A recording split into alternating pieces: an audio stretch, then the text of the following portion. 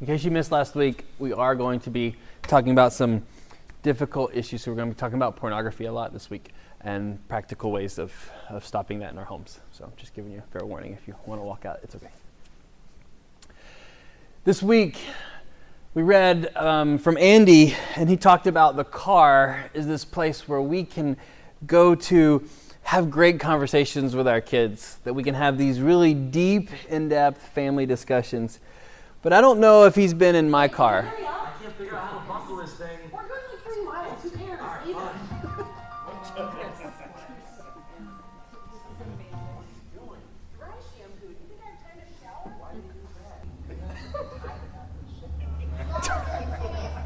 Let him pee in his pants. I don't care. We have the diaper bag, sweetie. It's the church nursery's problem. Watching Moana on the way to church. On the way to church, it's always VeggieTales. On the way home, you can watch whatever you want. Why on the way to church is it always VeggieTales? It's Christian.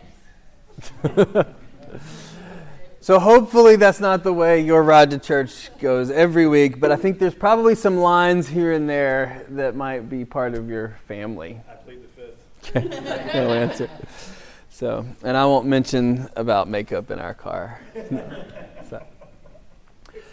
But the idea is that we have this time where we could have conversation. And maybe your kids are not at that age where that is an easy thing, but it's something that we could possibly focus on. And so Andy gives us this view of an opportunity. And for me as a kid, this was a point where I do remember a lot of in-depth conversations that came in the car. But they don't only have to be in the car. There are other places where we can have these conversations. A friend of mine was talking about it's the golf course for him and his teenage son because they walk together. Of course, they walk, they don't ride on the carts. They walk, but because they don't have to make eye contact with each other, they can have these conversations and kind of look and talk, and they're doing something else. And it's a much more natural way to have these character-building conversations. So we want to find ways to do that. And Andy talked about it takes 7 minutes before anybody gets anywhere in depth. And if we have devices that we keep going to every time we feel a little bit uncomfortable, we'll never get past those 7 minutes to actually have a real conversation. Okay.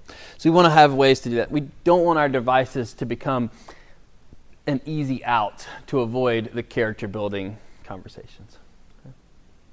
I'm going to go through these chapters very quickly so we have more time to spend on some of the very practical things for today. Okay. He talked about singing and why singing matters, and it's a chance for us to worship. It's also a chance for us to parent. Hi, it's awesome. They do listen.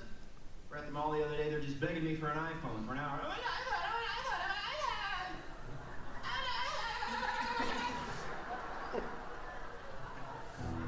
If I said, dude, I'm not gonna buy you an iPhone, 'cause you asked for it like you need one.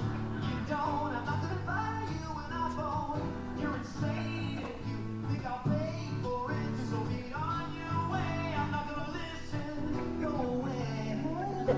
You wasted all your time. Here's the dime if you find a payphone. But no iPhone today. Like you can find a payphone. So maybe there's another, that's not necessarily what Andy was talking about, but I will say that like saying, no, you can't watch a show makes it a lot better, right, when you sing it. Okay. But being able to sing and worship and do things together, this is something that we've seen throughout history, that families have bonded around a piano, or they have bonded around a cappella in the car, singing Christmas carols as we drive to grandparents' house, or maybe we're the camp song when you're on your vacation. But I think there are times where we could really try to fit this into our world more often. Gives us a chance to bond more. And it also demonstrates worship other than just Sunday. That to worship, we don't have to have a band with a guitar. Right? That we can worship on our own. We can worship in any situation, in the home, in the car. We don't even need Alexa to play those music songs for us. So let's do it together, okay? I tried to think of what's a song that everybody knows, right? What's one that we could all do together? So let's practice. We'll just go ahead and... What'd you say? Yeah. You told people it was coming? Oh, okay. Yeah. So, all right. Amazing grace, how sweet the sound that saved a wretch like me. I once was lost, but now I'm found. Was blind, but now I see. Was grace that taught my heart to fear, and grace my fears relieved.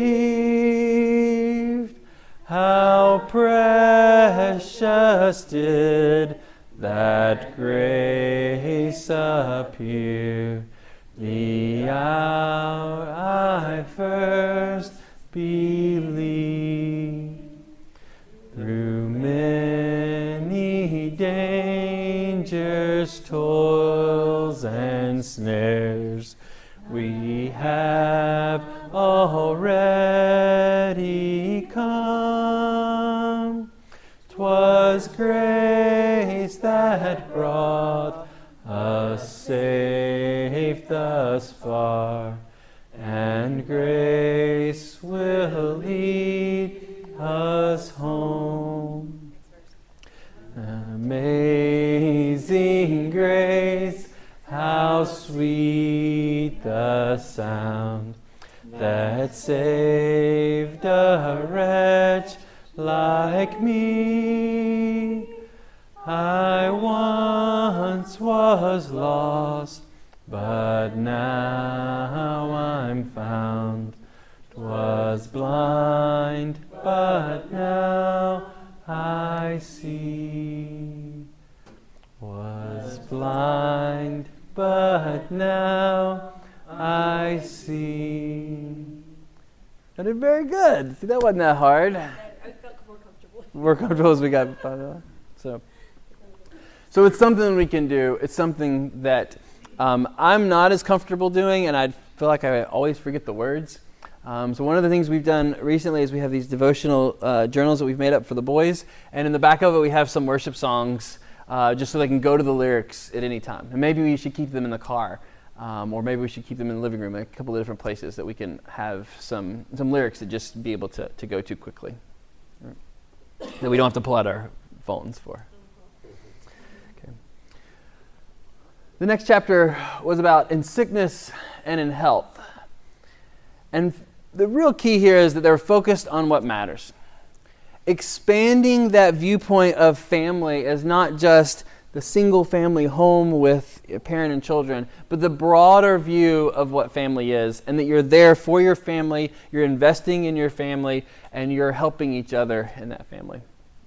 Andy Crouch said they had committed that anytime they were invited to a wedding or a funeral, that they would always make a point that one of them would find a way to be there. I think back to a friend of mine from college, and we were in our missionary training when his wedding happened, and I didn't feel like I could ask to leave the 7 weeks of training to go to his wedding, and I really regret that today, that I missed his wedding. And I feel like if I had made this commitment ahead of time, that I would have found a way to make that happen. And so it's not that you have to be there for everything, but if your commitment is to, yes, I'm going to try to make that point to be there for these things, then you're more likely to not be distracted or find easy outs from work or other technologies that might distract you from being there. Okay? And when you're there, you're not focused on your phone in the wedding or especially the funerals, right? So. I'm moving on. We're moving on. There's lots of thoughts. Everybody has lots of thoughts about the next stuff. So, Amy and I got the opportunity to go to Corinth, and one of the things when you go with the tour through Corinth, they take you into this room that have all these artifacts. There's lots of different artifacts that they've collected from the ruins of the old Corinth city. And one of the things that they have is a room with hundreds of sexual pornographic objects. It was a part of their culture. It was something that you saw in all parts of life then, in the same way that we see it today. So we may think of this as a new problem, but this is not something new. This has been there since the fall of man and our sinful nature. There has constantly been a battle between the way that God wants us to enjoy sex and to be a part of marriage, and the way that our sexual sinful nature wants to fight and have our own view of that. There's always been that battle. So let's look at 1 Corinthians 6. You can pull out your device, you can pull out your phone, whichever you prefer. And we're going to talk about 1 Corinthians 6. So let me set the stage here a little bit while you're pulling it out. These new Christians in Corinth, where sex was just a part of daily life, were either engaging or were tempted to be engaging with prostitutes. That it was a part of the culture there that it's natural, it's who we are, it's just a natural feeling, and that you want sex and these people are providing it, so therefore it's totally fine to have prostitutes and to engage with prostitutes. And Paul is setting this up to say, no, this is not truth. And this entire section here is not just about prostitutes itself, but sexual purity and avoiding sexual immorality. All things are lawful for me, but not all things are helpful. All things are lawful for me, but I will not be dominated by anything. Food is meant for the stomach, and the stomach for food, and God will destroy both one and the other.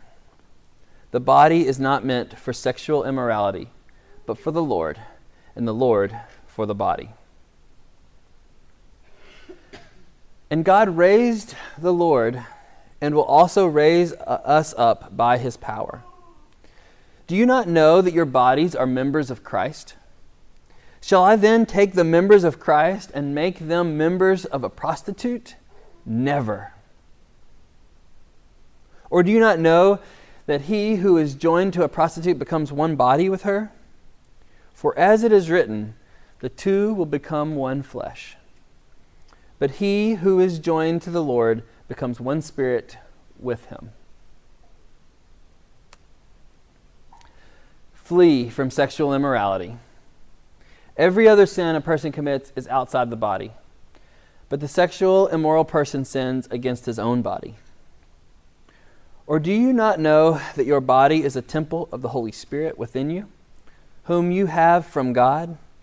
You are not your own, for you were bought with a price. So glorify God in your body. Paul gives us several ways to think about this. That our body is part of the church. That we are joined together as a body of believers. And that if we were to bring a prostitute or sexual immorality into that, we are bringing that into the church, into this body. And then he also says that our body is not our own, but the body is a temple that the Holy Spirit inhabits, and that you are bringing that into the temple of God.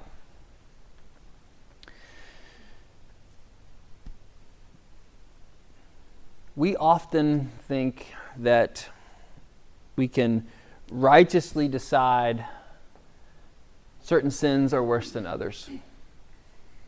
Paul here lays out that sexual immorality is really difficult because it is within the body. Okay. And I would say probably everyone in this room would agree that prostitution is a bad thing, that is a sin. Okay. But in our culture, it's really easy to find pornography. And there's a narrative being told that it's natural. You have this natural need for sex.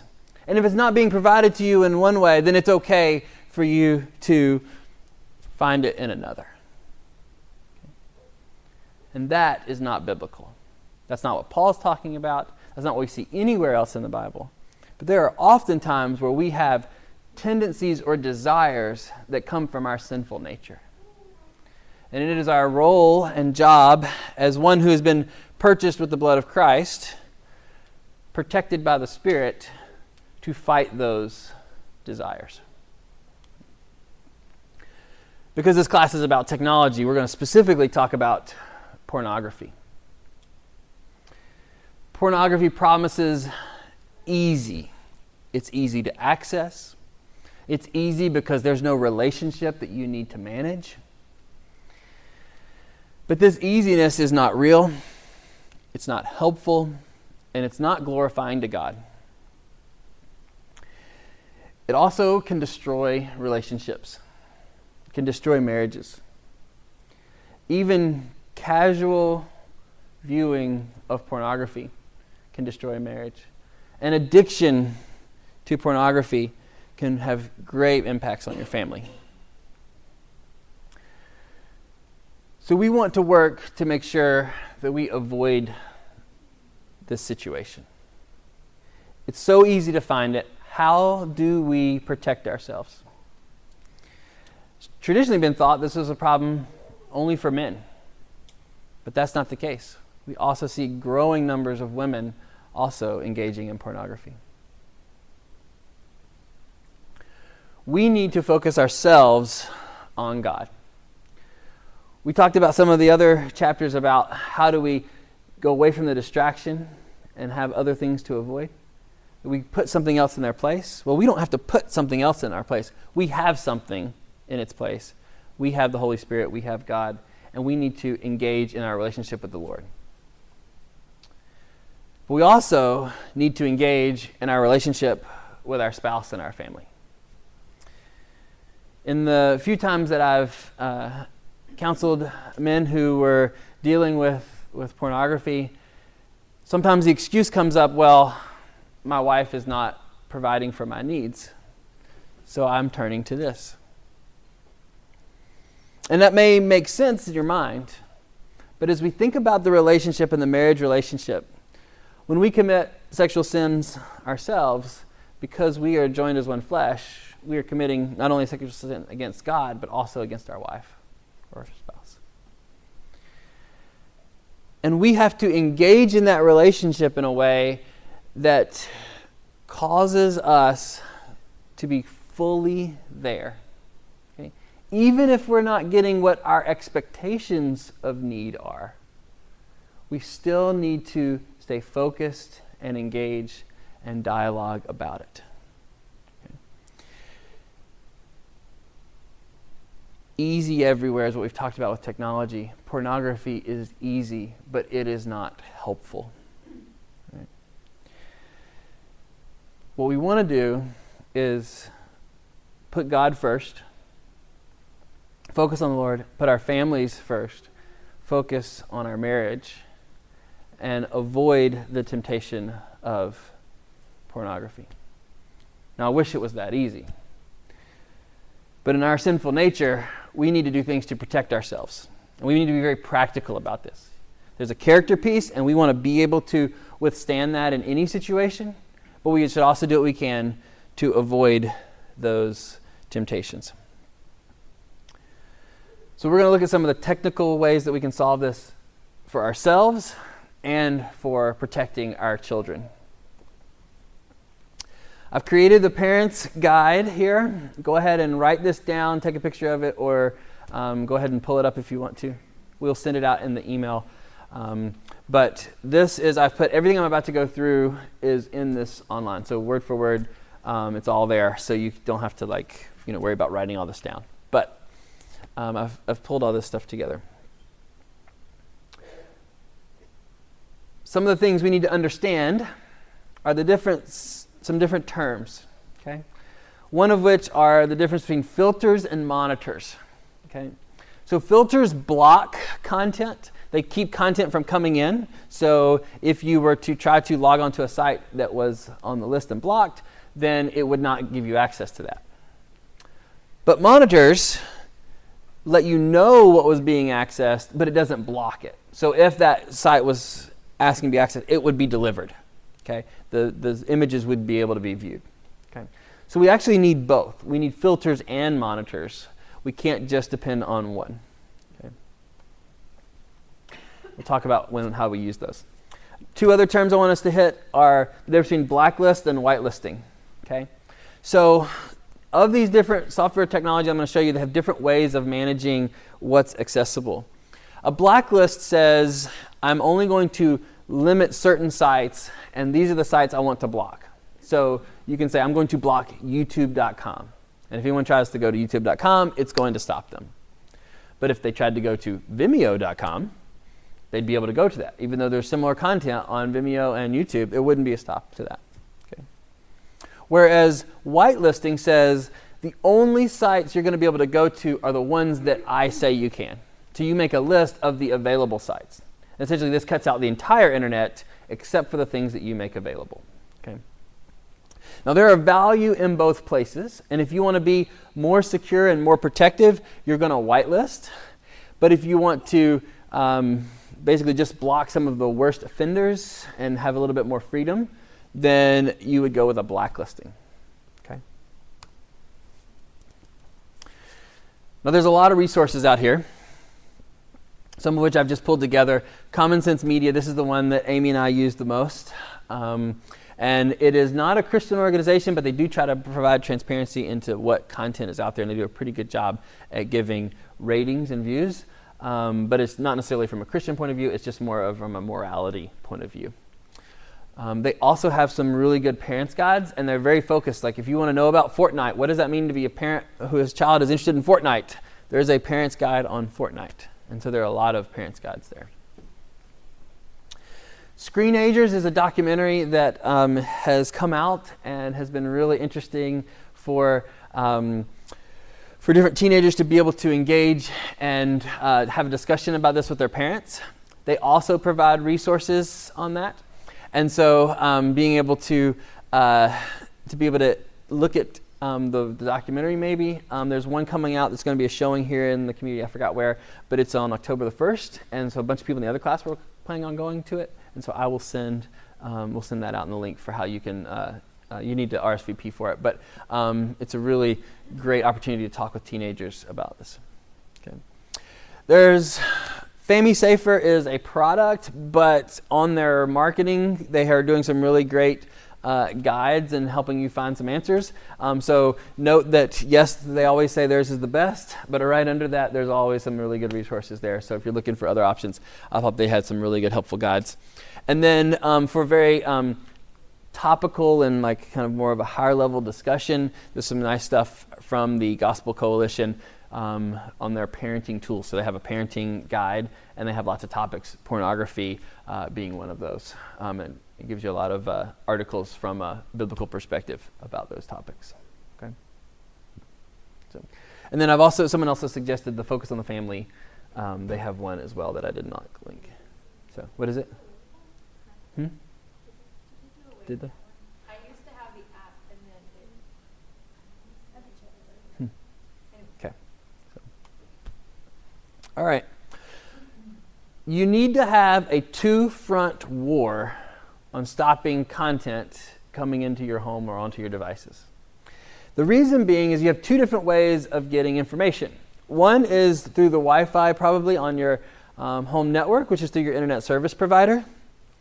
And you also have mobile data that's coming from your phone or mobile provider. Okay? You're going to have to stop that in both places, and there's software that can do that. But you could also go with your internet service provider to have, most of them have parental controls. So if you have Spectrum, they have things to do that. That's what we have. And ours has a basic filtering of most pornographic sites. It actually popped up a few flags while I was trying to research for this topic. But what we have is it basically is a monitor to do that. You have Verizon, AT&T, all these different ones. They have different family products that they offer. I think T-Mobile's is like $10 for theirs. The other are free. At least it looks like they are. They come with the service that you have, and so you can go in and set those up. But if you do it, with AT&T for your phone, don't forget you may also need to do that for your Wi-Fi provider, your internet provider. Okay. So those are most of them are going to be free. But But I am recommending a third-party filter and monitoring system that is both of those. Okay, so it deals with both mobile and desktop laptop experiences, both the web ISPs and mobile devices. Okay, so there are several here listed. If you're looking for easy, like you just want to like kind of plug it in and hope it works and like get most of it, and you're not thrilled about setting stuff up, Disney Circle has done a really good job at making that as easy as possible. It's a lot of just kind of clicking through on the app and to set that up. But you have to buy a device and you get the first year free, and it's $10 after that. The one that if I had teenagers with phones, I would probably use the top one there. Cudisto? I don't know how you say that. Custodio? Yeah. Oh yeah, Custodian. Yeah, Custodio. Thanks. It's $7.50 a month. I priced these out for 10 to 20 devices because I figured most of these that are like free or cheap for 3 devices don't work for most families. So I priced these out at either unlimited devices or at least 10 devices. Okay. And so Net Nanny is really popular, especially among Christian families. And so they have an option for you to do. And then our Pact, what I do like about theirs is you kind of do it more in a conceptual way, like we're doing in this class, where you're talking about these are the types of things that we want to block, and so it's kind of a pact among family members. So I kind of like their way of thinking about it. But if I had teenagers, I'd probably go with the top one. Okay. To show you. Here is PC Magazine's breakdown and comparison. The prices are not the same prices I did because I kind of equaled it out to kind of make it all consistent. But here's the key thing here is the social network monitoring. Okay, you can't block, if you want your children to be able to access Facebook, a filter will not allow you to control what they see in Facebook. You can either, it's on or off. So you can block Facebook or not. You can't actually block the content within Facebook. Now you could keep them from linking out to other things, but they would still see the previews and things. Okay. So one key thing about social network monitoring is that it searches and looks for keywords. It looks for sentences that might be around bullying. Looks for sexual objects, like objectifying women. If like your child was writing in that way, you would actually kind of like it could flag and show you some examples of what they had said. It does a monitor, but again, it's a monitor, not a filter. It's not stopping the content. It's just informing you of that content. And there are examples of where parents have found out about relationships that were happening online that seemed innocent to the child, but ultimately to a parent seeing it from a different perspective. They can do that. They also have tools where you can find out like who are the people that they are messaging the most. And so I think that was a real key one. The reason I like that one is because of their social networking tools. Pretty much any of them will block most of the pornographic content we would like to block. I'm not comfortable recommending any of the free services. Okay, so OpenDNS does have a free service, but for what you need to do this on mobile devices and everything, it just doesn't. You have to pay to kind of upgrade theirs. But you should know that like most corporate systems are probably written on OpenDNS. So yeah. You may cover this later, but for secondary applications and more crafty teenagers, I see SafeDNS, FreeRouter, but what about those that we go through via VPN to a friend or through an SFTP server, or more crafty means? If we can't stop everything, right? If we can make it difficult, that's great. The key thing is character, right? Can we have the conversation so that they know that if they're going to go through that, they are making a conscious decision to sin and that they're going through those extra things. And so I think if we have to find a balance. We're never going to be able to lock all the doors and block everything. But if we can parent in a way that gets most of those things, we can do it. For those who don't know what a VPN is, essentially it's a way of private network to be able to move through the internet without people seeing what you're doing. It would block, if you're using a VPN through these, it would not allow that to happen. I mean, these would not work through the VPN, but you'd also have to have access to a credit card to probably set up a VPN or work for a corporation that has one. So, yeah. My question about these things, you have to install it on the device, right? Not on the network. You just put it in your network. Okay, so most of these are you connect them to your router and put them in the network, and then you also have an app on the devices that help you to manage them. But if the child deletes the app on the phone, it doesn't matter. It's still blocking things. Right. So you're getting an actual device. And some of them. So Disney's uses an actual router, so everything's already installed. Cadesto is software that you're putting in different places.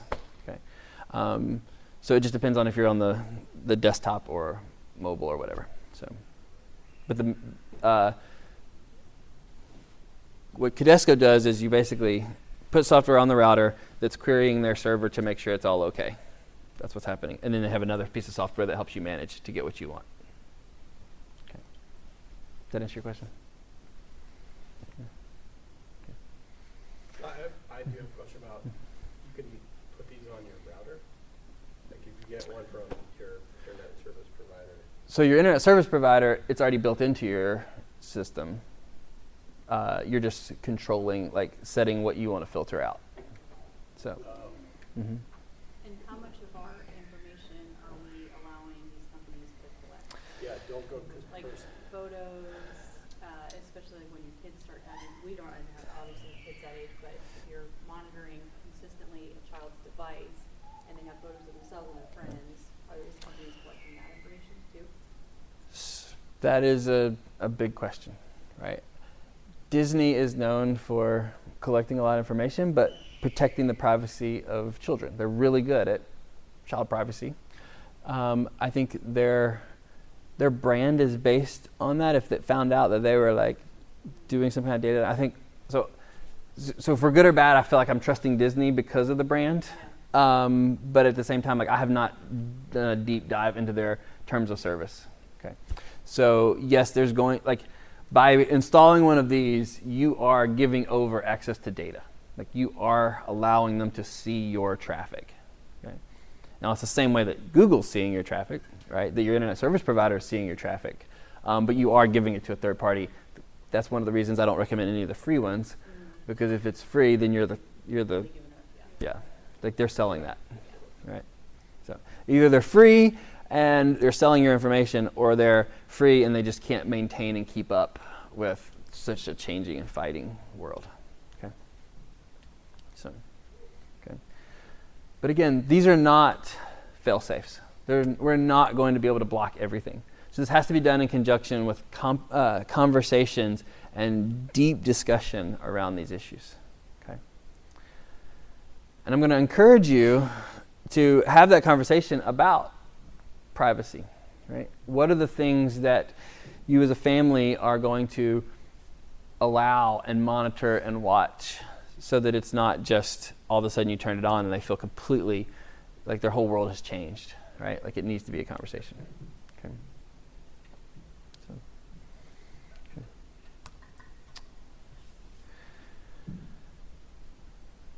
The statistics would say that there are several people in this room who are struggling or viewing pornography.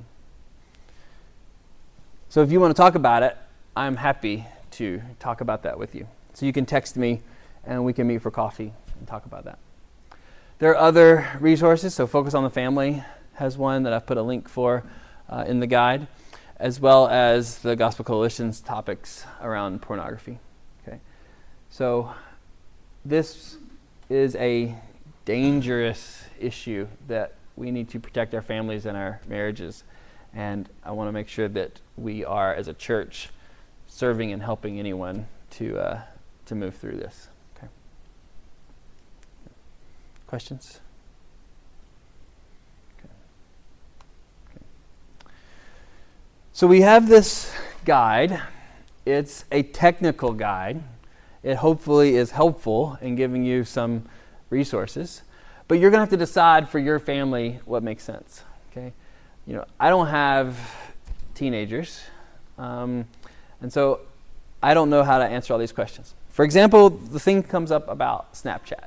Okay, so these third-party services are supposed to monitor these social media, but the way Snapchat works, it's encrypted. It's there in their system. We know that an image was sent. We don't know what that image looked like. Huh? Snapchat is a photo-based messaging system that is private between only the people invited, and it is encrypted, and then it removes itself. The content disappears after a certain amount of time. Okay. Snapchat is a way that many teenagers are interacting with each other. And the fear on parents is, of course, they're sharing pornographic images. Most of the stuff shared on Snapchat is actually teenagers just wanting to have a little private part of their life between a few friends and not in front of all of their friends. Okay. But I don't know what I would do if I had a 13-year-old daughter right now who wanted to be on Snapchat. Because there is no way to block it, very little ways of policing it, and the content can just come and go, and there is so much sexual content available there and bullying. Okay, and there's no record of it, right? Like it just disappears. You get bullied and then it disappears. So I would be very careful with Snapchat or other services that are going to pop up like that in the future, right? So the guide's obviously not going to cover everything, right? Like we can't say this is how you stop everything. It's got to be conversation, and you still have to parent. Okay. Yeah. Say that again. No. So Instagram is it lives there on the servers, and it's similar. It's similar in some ways because it's photo sharing, but it's much more private. So I could send a photograph to Amy, just to her, and then after she sees it, it can disappear, and nobody else will know that it happened on Snapchat. So, yeah. I hope this isn't getting too technical, but the reason I asked about whether you were installing software on the apps themselves or on the devices themselves is because theoretically those apps might be able to see what's inside Snapchat, what messages are actually being sent. So I didn't know if you know about those capabilities with some of these products like Custodia. So the ones that I looked at, no one was claiming to stop Snapchat. They would use terms like, we can stop 14 different social network sharing apps, including Facebook and Instagram. But like I didn't see anyone claiming Snapchat. So it doesn't mean they're not out there, and maybe someone has an add-on service for that. But I didn't see it. You could do keylog. You could also do screenshot interval, right? So my remote employees who work for me, it does a screenshot when they're clocked in every 5 minutes on a random interval. There's a screenshot. I only look at it when they are not turning stuff in. But I can see if they're goofing off, right? Like I can see like how much they're goofing off. So maybe that's an answer, right? That you could have something like that as well. So. UNC does it? No, it's the third party.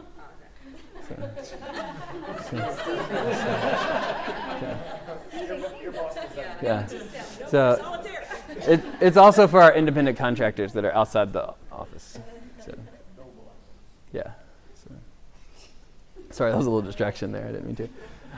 So yeah, keylog. So he asked, what is a keylogger? A keylogger, essentially, everything that's typed into any input that comes in from the keyboard, it would log that, and then there's software that can help extract the sentences and domains and things out of that, so you could see what domains were being typed in. Again, it's a monitor and not it's not a filter to stop things. They can have flip phones. They can have flip phones. I mean, so let's like talk about that for a second. What's the alternative? What are the alternatives, right? So maybe this scares you, and you think like all of these different things. What's really interesting about the two classes is that other class has older teenagers. They're already on their phones, and those parents don't see any way they take that phone and back away. Was there some real fear in there this Yeah. morning? Like when I said like we got a lot to discuss, there was a lot of discussion around the filters and what to do. They don't see a way to take their phones away at this point, so they've got to do all they can to protect them with their phones, right? Because of how ads work, and I'm getting ads now for phones that have nothing but phone. It's just like old school, and it looks cool. It doesn't even look like an old phone. It's like a fancy looking phone, but it's just a phone, right? So no Wi-Fi, no nothing. Yeah, and the funny thing is they want to charge you $400 for a phone that does nothing. Right. So what are the alternatives? I think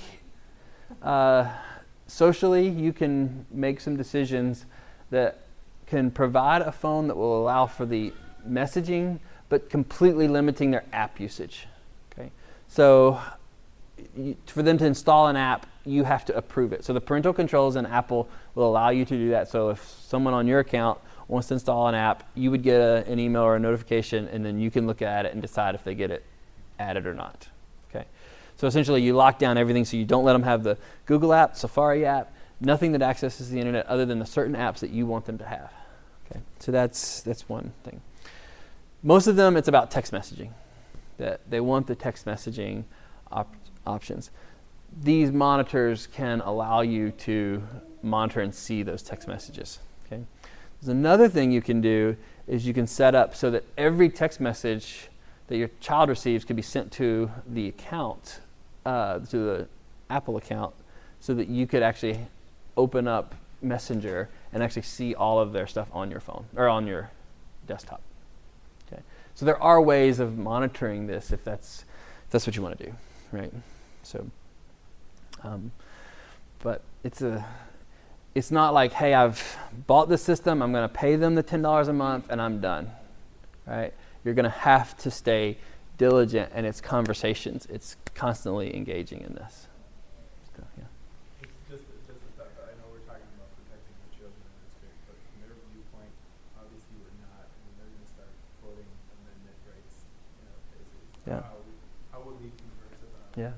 what's legal, what's not legal? What is a child's right to privacy? Okay. I don't disagree. Yeah. But the kids will disagree. Yeah, especially teenagers, right? So especially if they've had freedom and you want to pull that freedom back, I think it's going to be, this is me personally talking, I don't have any theories or anything behind this. Me personally, I think it's going to be really hard if it was a cold turkey, just cut them completely off, okay? But I think if you have this discussion of, okay, we're going to put these monitors on all of our data, including ours, and we're going to be monitoring that, and if dad goes to a site he shouldn't, mommy gets a notification, right? Like those types of conversations would be had. And so that everyone knows that it is being monitored, right? That it is, we are trying to filter it, right? And then when situations arise that you're looking for the opportunity to take another step of control, right? So I would argue that the risk is so much greater than the need for freedom, that the way we're going to empower and free them for the rest of their lives is by controlling them at this point in their life. Okay? We protect them now so that they can have a better marriage in the future. Right? Protect them now because they're not exposed to the things that they're not ready for. Okay? And you got to walk that line between, total legalism and totally, cutting them off, but giving them somewhat of those freedoms as they grow for it. But if I'm struggling with it now, how can a 13-year-old boy with complete and total freedom access not struggle with that? That's an unrealistic expectation, right? Despite the fact that they want that freedom, that's not in their best interest, and it's our job to be their parent. Okay. So, yeah. Still set them up to where when they leave the house at 18 or whatever, that it's not the fire hose that, just continuous change, but Right. throwing in this is how you can handle it. Yeah, and I think that was a really good example that we got from Haley in week 2, that she had been pretty controlled. Her parents had lots of safeguards and protections and limits on her freedom, as other teenagers would see it. But as she's moved on, like it was a character thing. Like this is her choice, and at this point, she is choosing to have Instagram, but she's interacting with Instagram in a very different way than her other students, right? Her peers. So. I'll just say, I once heard a parenting, I know this was an interesting visual, once heard a parenting discussion that blew me away, I think before I even had kids. When first had little bitty kids, and it talked about parenting, being a pyramid, right?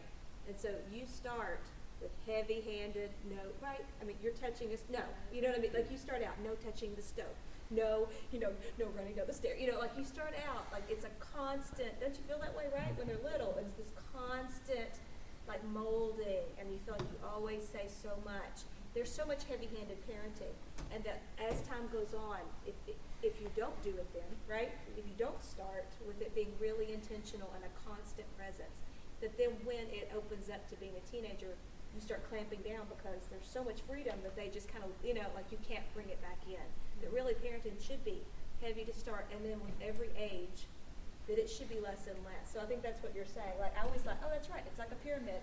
As we progress with age, there should be more letting go of fingers, right? Like, you're not speaking every single second to them, but you are still guiding them so that when your hands are completely gone, they know where to go next, right? So I always think that's a helpful visual for me. Like, I get frustrated at young ages being like a constant presence, and people say, oh, but one day you won't get, but I think it's true because you were trying to set them up for success, that what was tight here can slowly be let loose, right? To give them more control to be adults. So here's another analogy. At the game yesterday, Hudson's 9.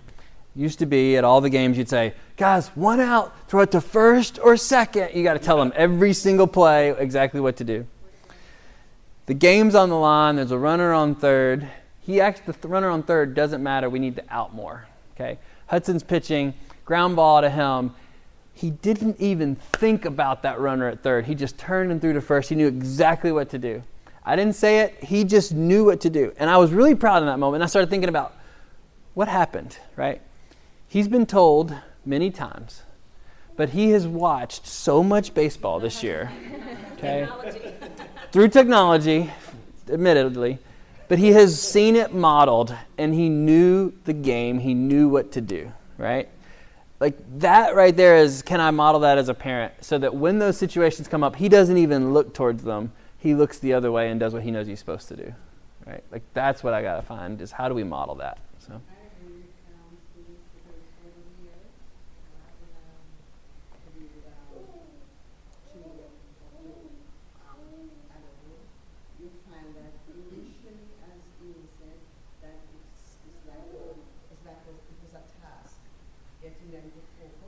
Mm-hmm.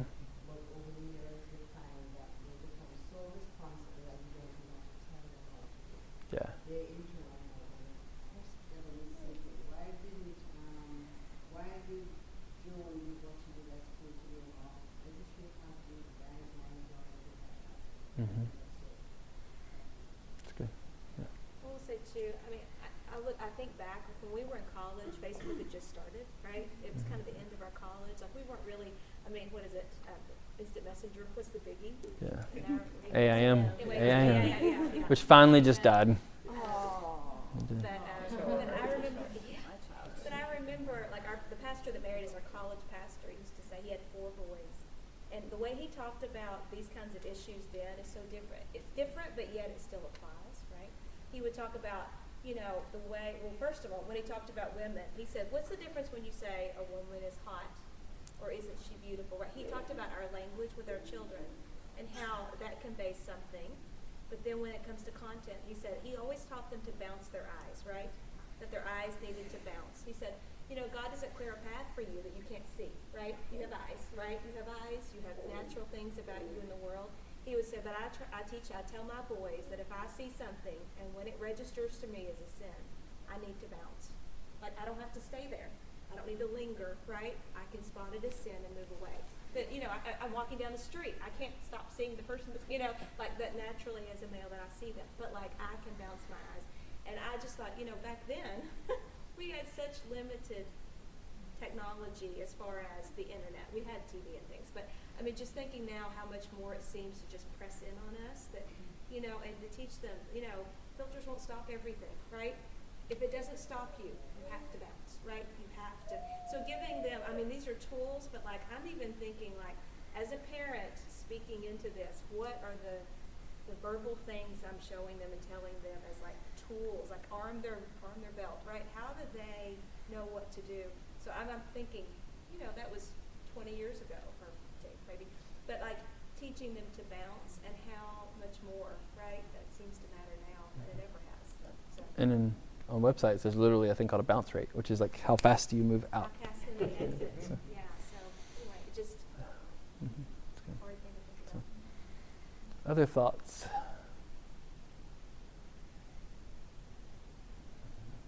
think Sarah and I were kind of talking about some of this stuff, and our kids aren't old enough to anywhere get phones, but we're talking about getting something like this and just so that and start using it way now. That way, we're very familiar with it long before the girls are even old enough to have phones, so that like we know what we're doing, we know our way around it as much as possible, so that when it comes time, we're not stumbling through it and trying to figure it out.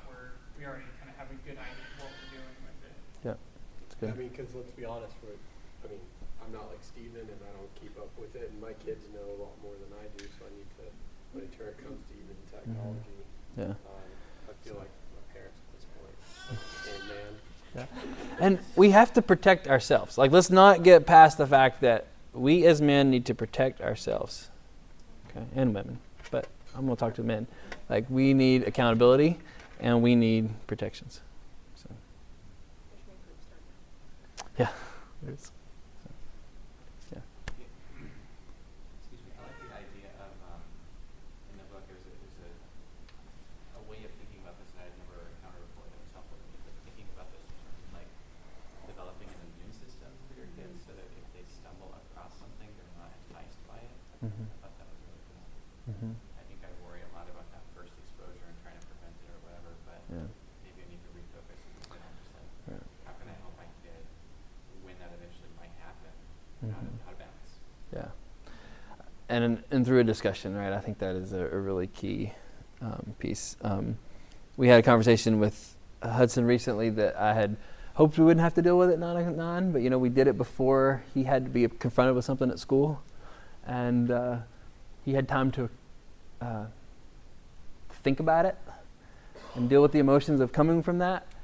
And then when it came up at school, he had already thought through it, right? And so I think that's important. So. All right, I want to get us to talking about our family commitments. So this week, what we were trying to do was to do your family commitments, and I see a lot of I didn't do my homework moment faces out there. That's okay. I do want you to do it. Okay, I want you to go through your commitments. I'm going to share a couple of ours that are a little bit different than what the book taught, and kind of why I did it, and then we'll break up into our groups, and you can share if you have one or two that you think is creative or different that you want to share with, and then we'll do prayer requests. Okay. So some that we did, I've mentioned I love Sunday afternoon football here, and I didn't really want to give up that. And so I wanted to have a very realistic commitment that we could do. And so what I said was, on our limit of 1 day a week, we are going to do 1 week out of the year, and an hour a day, 1 day of the week in our year, 1 week of the year. The hour we're going to do around dinner time. The 1 day, what we're going to do is, what I decided was, where did it go? You decided? We decided. We will put our phones to rest, okay, for Sunday afternoons, is what it ends up being. And then, but we will use our large screens for family gatherings, okay? So if we all want to watch football together, we can do that. But we can also do, yeah. I mean, so part of it maybe it is rationalizing, part of it's being realistic of like what I think I know we can commit to. And then one that also is a little bit different was in the car. So I said, we will not be distracted by technology while driving, and we will make the most of the time God gives us in the car together. Okay, so no texting and driving, and then we're going to make the most of it. Notice I didn't say we will not watch DVDs in the car when we're traveling on family road trips. Like, I think there will be a time we're going to do that, but we're going to try to make the most of our conversations. We're not going to just default to the DVD, right? We're going to let there be other ways. So, and then on social media, I said we will limit our social media consumption and our post to be edifying to the body and growing the family, not boastful or divisive. I think sometimes our posts are all about what we did and how exciting our life is, and does that really help anybody else that's reading that? And so I want us to be very careful and conscious about the things that we post. Right? So, all right, well, why don't we just kind of circle up in groups of 4 to 6, I guess, and you can talk through them. If you didn't do it, don't worry about it. You can talk about what you think you would really like to include.